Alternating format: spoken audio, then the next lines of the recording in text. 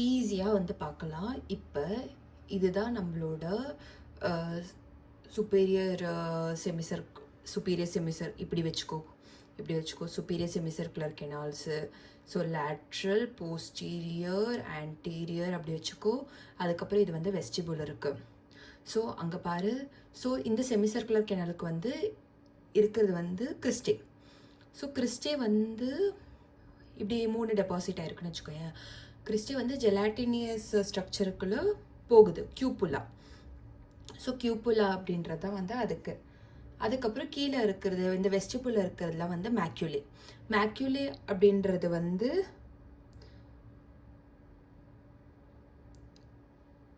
லித் இருக்கும். So otolith, calcium deposit. So crista, cupula, otolith இது. So